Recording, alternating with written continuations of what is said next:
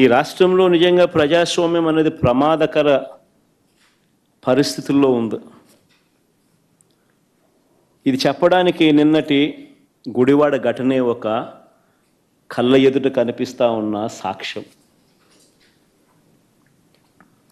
నిన్న గుడివాడలో అక్కడి స్థానిక జెడ్పీటీసీ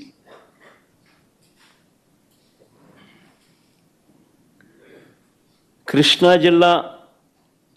జిల్లా పరిషత్ చైర్పర్సన్ ఒక బీసీ మహిళ, నా సోదరి హారిక,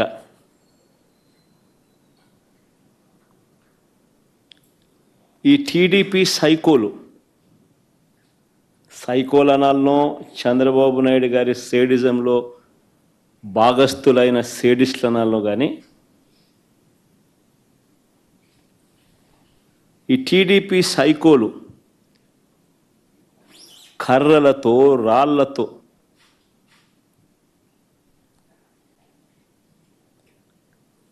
దాడి చేసిన ఘటన. ఆమె చేసిన తప్పేమిటి అని అడుగుతా ఉన్నా. ఆమె చేసిన తప్పేమిటి అని అడుగుతా ఉన్నా. ఎందుకు ఆమె మీద దాడి చేశారు? ఎందుకు దుర్భాషలాడారు? ఎందుకు నోటుకొచ్చినట్టు అనరాని మాటలతో ఆమెను తిట్టారు అని అడుగుతా ఉన్నా. చంద్రబాబు చేసిన మోసాలను నిలదీస్తూ, ఏమైనా అయ్యా నీ సూపర్ 6లు, సూపర్ 7లు, రీకాలింగ్ చంద్రబాబుస్ మేనిఫెస్టో,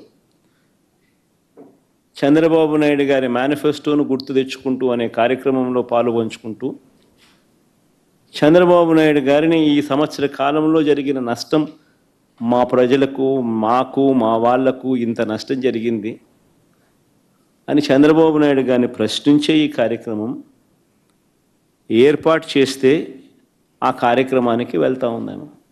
తప్పేముంది?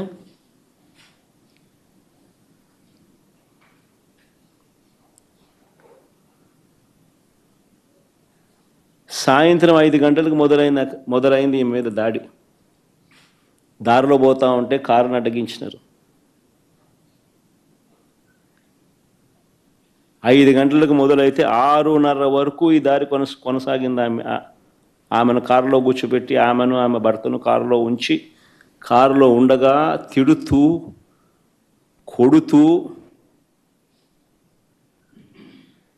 తిడుతూ, కొడుతూ కారు అద్దాలను ధ్వంసం చేస్తూ, ఆశ్చర్యం ఏంటంటే ఇవన్నీ పోలీసుల సమక్షంలో జరుగుతూ ఉన్నాయి.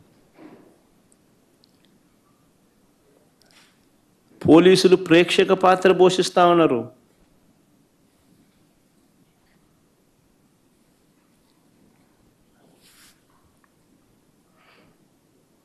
నేను అడుగుతా ఉన్నా, ఇదే చంద్రబాబు నాయుడు గారిని అడుగుతా ఉన్నా.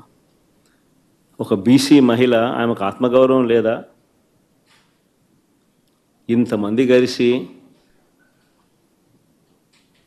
ఇంతమంది సైకోలుగా బిహేవ్ చేసి, సేడిస్టులుగా బిహేవ్ చేసి, ఆమెను తిడుతూ, అనరాని మాటలు ఆమెను అంటూ, ఆమె భర్తను, కారులో ఉన్న ఆమెను కారు అద్దాలు పగలు కొడుతూ, పక్కనున్న వాళ్ళను కొడుతూ, దారి కాచి, కారు ఆపి, పోలీసుల సమక్షంలో చేతిలో అధికారులు ఉన్నారు కదా అని చెప్పి, అధికారం ఉంది కదా అని చెప్పి చంద్రబాబు నాయుడు గారు ఏం చేస్తూ ఉన్నారు? ఇది సేడిజం కాకపోతే ఏమిటని అడుగుతా ఉన్నా.